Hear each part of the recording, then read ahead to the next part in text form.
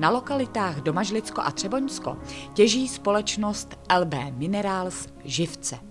Živce patří do skupiny horninotvorných minerálů, jedná se o takzvané tektosilikáty, které jsou nejrozšířenějším prvkem zemské kůry. Živce se dělí podle chemického složení na živce draselné a draselnosodné, sodné a sodnodraselné, sodnovápenaté. Draselné živce jsou těženy v podobě živcových štěrků a štěrkopísků v jihovýchodní části Třeboňské pánve, jižně od obce Halámky. Jedná se o klasickou povrchovou mokrou těžbu pleistocenních sedimentů horního toku řeky Lužnice. Těžba je zajišťována pomocí plovoucího sacího bagru, jehož sací zařízení sahá až do hloubky 27 metrů pod hladinu vodního jezera.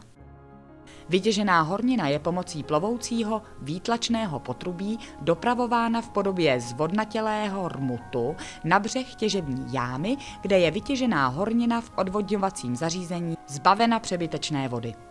Na lokalitě Halámky jsou odvodněné živcové štěrky pomocí pozemní pásové dopravy dopravovány do primární třídírny živců, kde se za intenzivního skrápění technologickou vodou třídí na vibračních třídičích na jednotlivé úzké frakce.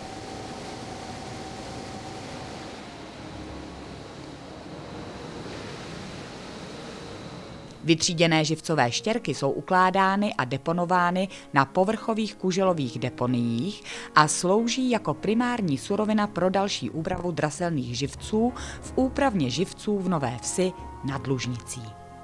Živcové suroviny jsou do úpravny živců dopravovány pomocí lanopásového dopravníku, kde jsou ukládány do předem určených surovinových zásobníků.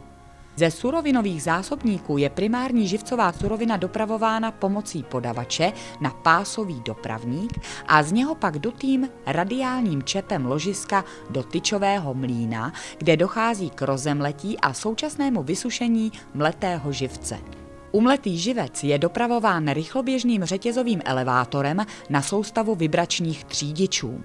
Nadsítná frakce nad 0,80 mm se v podobě recyklu vrací zpět do tyčového mlýna k domletí. Podsítná frakce pod 0,80 mm je dopravována na bubnové a vysokointenzivní separátory, kde se z mletých živců odstraňuje mineralogické a otěrové železo. Dále jsou semleté živce pomocí horizontální a vertikální dopravy transportovány a ukládány do příslušných expedičních ocelových zásobníků. V úpravně živců v Nové Vsi nad Lužnicí se draselné živce upravují na stupeň mletí D, to znamená na frakci 0 až 0,80 mm s expediční vlhkostí maximálně žádná celá 50%. Celý výrobní proces oběhové mlýnice živců je řízen a kontrolován pomocí nejmodernější informační techniky. Sodnodraselné a sodnovápenaté živce se vyskytují na Domažlicku a jsou dobývány pomocí odstřelů a trhacích prací v jámových lomech. Natěžená hornina je následně převážena na nákladních autech k drcení a mletí do úpraven v Poběžovicích a Meclově. Drcení je realizováno ve 2 stupních na čelisťovém a vertikálním odrazovém drtiči. K maximálnímu získání jakostních živcových složek z natěžené suroviny je část produktu podrobena mokrému procesu úpravy, a to mechanickou otírkou v 2hřídelové pračce s cílem uvolnění nevhodných oxidů železa z povrchu živcových zrn. Dále je živcová surovina sušena a následně umleta v kulových mlýnech. Pomocí vzduchových třídičů se provádí několikastupňové třídění.